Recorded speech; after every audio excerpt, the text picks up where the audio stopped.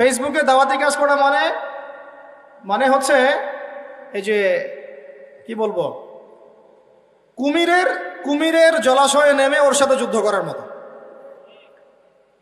এটা হচ্ছে কুমিরের জলাশয়, ওখানে নেমে তারই সাথে যুদ্ধ করতেছে, এটার নাম ফেসবুক। আর এখানে দিনের পরিপূর্ণ জ্ঞান তো আপনি পাবেনই না। এখানে আপনি বিচরণ করলে মাথাটা বিক্ষিপ্ত হয়ে যাবে। খালি দেখবেন অমুক যা বললো তমুকের বিরুদ্ধে, আর তমুক যা বললো অমুকের বিরুদ্ধে। আর মাশাআল্লাহ আমাদের কিছু ইউটিউবারও আছে, এতে তো হিতাহিত জ্ঞান নাই, মানে ইসলামের বেসিক নলেজও নাই, মানে কমন সেন্স যে কোনটা কন্টেন্ট দেয়া যাবে কোনটা দেওয়া যাবে না, উম্মার এই অবস্থায় আমার কি প্রচার করা উচিত আর কি প্রচার করা উচিত না, এইটুকু সেন্স নাই। এখন সারা বিশ্ব থেকে একটা আওয়াজই ওঠা উচিত ছিল যে আমাদের জমি আমরা ফেরত চাই এবং আমরা এই ইহুদিবাদের পতন চাই।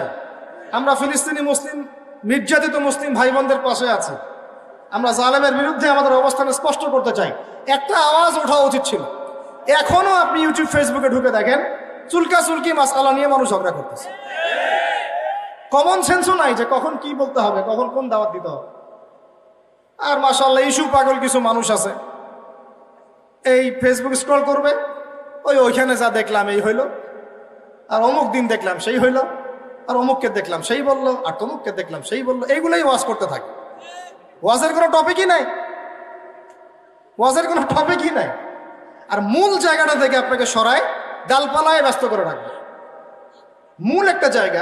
মূল জায়গা থেকে আপনাকে সরায় দিয়ে ডালপালায় ব্যস্ত করে রাখবে।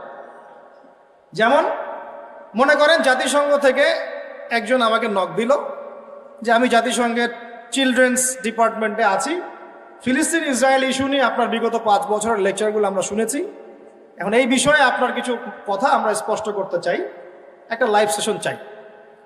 তা আমি আর জানি না, সত্যি জানি না যে তার বয়স কত, আর আমাদের তো এসব জানার কথাও না, কারণ আমরা এগুলো ঘাটাঘাটি করিও না।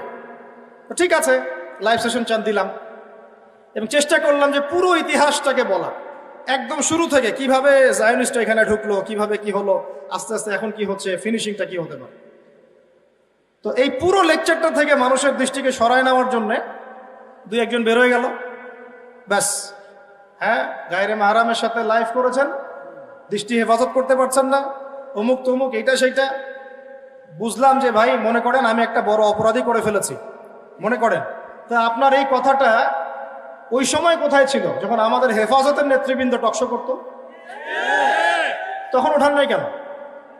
এই ইস্যুটা বুঝলাম, ইস্যুটা আপনার লিগ্যাল, ধরে নিলাম যে মনে করেন আমরা বড় গুনাহ কবিরা করে ফেলেছি, মনে করেন, ধরেন কথার কথা, তর্কের খাতিরে মেনে নিলাম।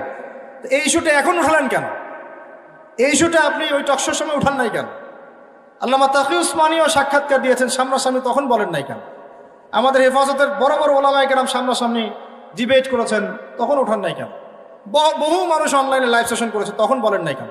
তার মানে সমস্যাটা আপনার ইস্যুকে নিয়ে না, সমস্যাটা আপনার আবু তোহা আদনানকে নিয়ে। তো এতে করে কি হলো, মূল যে আলোচনাটা ছিল এখান থেকে কিছু মানুষের দৃষ্টি সরে গেল।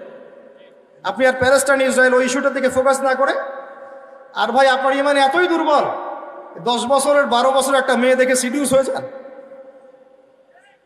কথা মাইন্ড করেন না। এত দুর্বল হলে কেমনে হবে? রাস্তাঘাটে চলাফেরা করেন, বাজারে ঘাট করেন, এইটা করেন, সব সময় তো মেয়েদেরকে দেখতেই আসেন আপনি। এটা কি তালেবান রাষ্ট্র সব মেয়ে বোরখা পরে ঘোরে? আর সে বলছে যে, একজন বলছে যে এটা ফিতনা ছড়াতে পারে। আমার বলছে আমি যদি ফিতনার শিকার নাও হই, মেয়েটা আমাকে দেখে ফিতনার শিকার হতে পারে। তো তাই যদি হবে, তাহলে আপনি যে অনলাইনে ওয়াজ করেন, আপনার চেহারা তো মাশাআল্লাহ অনেক সুন্দর, তা আপনার চেহারা দেখেও তো বহু দিনই বোন ফিতনায় পড়তে পারে। তো অনলাইনে আপনি ওয়াজ করা বাদ দিয়ে দেন। মানে কেন রে ভাই, এত হিংসা কেন রে ভাই, এত হিংসা কেন, এত পরশ্রী কাতরতা কেন?